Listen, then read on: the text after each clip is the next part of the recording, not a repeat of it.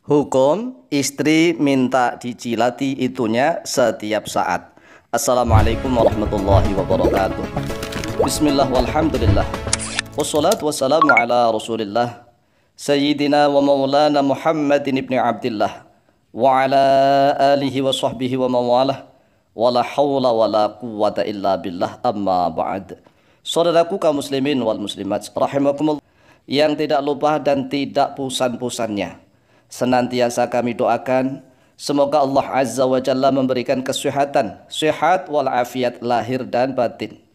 Semoga Allah Jalla Jalaluh memberikan rizki yang melimpah ruah, harta yang barokah, menjadikan anak-anaknya anak-anak yang soleh dan solihah, dzurriyyahnya dzurriyyah yang thayyibah, hidupnya sukses, bahagia dan selamat di dunia dan di akhirat. Amin amin Allahumma amin. Saudaraku kaum muslimin wal muslimat rahimakumullah, menanggapi pertanyaan yang berbeda. Yang satunya bertanya begini: bagaimanakah hukumnya seorang istri yang minta dicilati anunya setiap saat? Nah, kemudian yang kedua nih, ada yang menjawab, wah menjijikkan.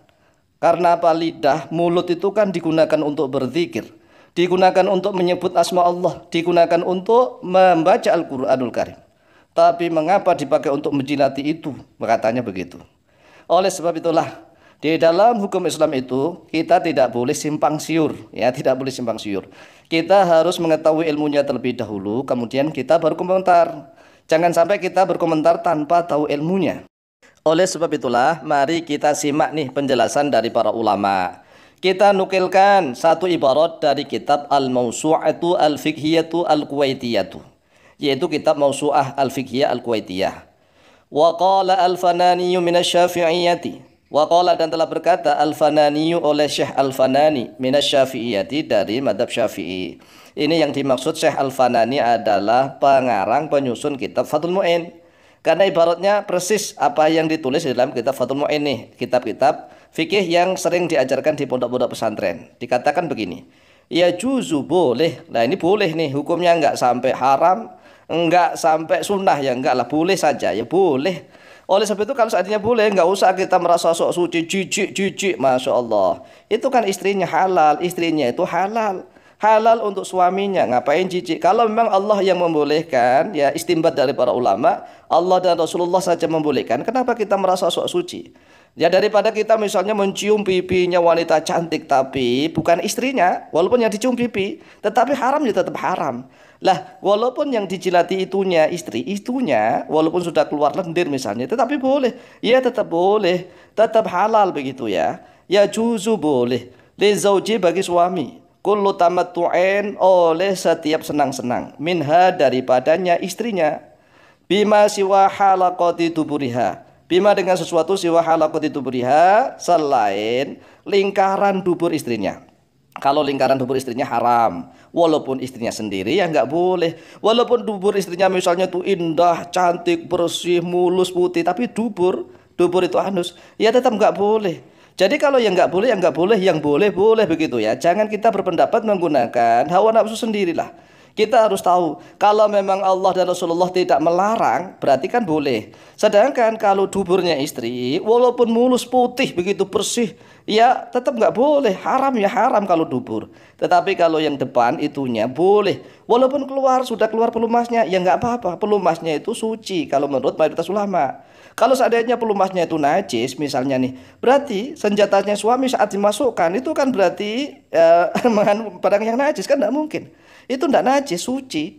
Jadi rutubatul farji itu bahasa Arab, ya bahasa Indonesianya ya pelumas lah, pelumasnya wanita itu suci, tidak najis. Kalau seandainya pelumas wanita rutubatul farji itu najis, lah bagaimana nanti kalau tercampur misalnya nih dengan anak, menjadi anak, masa anaknya najis? Ya enggak lah. Jadi rutubatul farji itu mirip mani, maka tidak najis. Bahkan menurut Syekh Al-Fanani dalam kitab Fathul Mu'in ini, walau bimasri badriha, walaupun dengan cara mengecup itu menyedot menyedot badriha, klistorisnya istri. Jadi disedot, dikecup, maksudnya ya dicilati lah. Kan dijilati, kalau dikecup, disedot. Badrun itu adalah klistoris, ya kacang, itulah kacang yang ada di tengah-tengah samudra, ya gunung kecil yang ada di tengah-tengah samudra itu boleh, walaupun dikecup-kecup, disedot-sedot boleh, karena memang halal. Tapi kalau yang anus jalan belakang itu walaupun bersih tetap haram, ya haram begitu ya. Nggak boleh. Jadi aku nggak boleh berpendapat menggunakan perasaan hawa nafsu sendiri. Kalau memang Allah dan Rasulnya, ini standar Allah dan Rasulnya. Jadi kan standar nih. Kalau Allah dan Rasulnya tidak melarang, boleh ya boleh. Walaupun mulut, lesannya sering dipakai zikir, dipakai membaca Al-Quran. Tetapi kalau mengecup, menjilati anu istrinya, boleh ya boleh. Tetap boleh begitu dah. Wasarraha al-Hanafilatu, dan telah menjelaskan oleh mazhab Hambali bijawazi takbilil farji, pada kebolehannya menciumi anunya istri qoblal jima'i, di dalam sebelum jima. Jadi bolehnya kalau menurut mazhab Hambali nih, bolehnya ini menciumi, menyedot, menjilati anunya istri itu sebelum jima. Kan ini foreplay. Di dalam bahasa Arabnya muqaddimatul jima. Ya, foreplay itu muqaddimatul jima. Agar sang istri bisa mengeluarkan rutubatul farji terlebih dahulu, yaitu pelumas. Kalau pelumasnya sudah keluar, kan tidak terlalu perih nih, nggak terlalu sakit bagi istri. Bagi suami juga tidak terlalu sulit untuk memasukkannya begitu ya, karena sudah ada pelumasnya begitu. Makanya boleh. Wa karahati ba'dahu, dan pada makruhannya menciumi anunya istri ba'dahu, di dalam setelah jima. Ya kan sudah, kalau sudah selesai kan sudah ngapain diciumin lagi, kan sudah selesai. Kecuali kalau memang ronde kedua itu ngawali lagi, ya nggak apa-apa kan gitu. Tapi kalau sudah selesai nggak mau jima lagi misalnya, ini kalau menurut mazhab Hambali makruh, ya kan. Tapi ingat nih, makruhnya itu kalau sudah selesai. Tapi misalnya kalau memang selesai itu ingin ronde kedua, ya tetap nggak makruh lagi. Kalau yang mohon maaf, yang dijilati itunya ya, depannya itu, asalkan memang ya sudah dicuci dulu lah. Kan sunahnya itu kalau ingin ronde kedua itu sunahnya kan dicuci kemudian berwudu walaupun nggak mandi.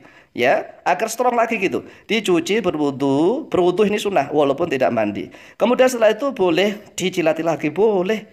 Boleh. Para ulama kita ngikuti para ulama. Lah para ulama itu ahli Al-Quran dan hadis. Mereka saja membolehkan, lalu kita merasa sok suci, ya maka nggak boleh seperti itu. Demikianlah jawaban kami, lebih kurangnya mohon maaf. Wallahu taala a'lamu bishawab.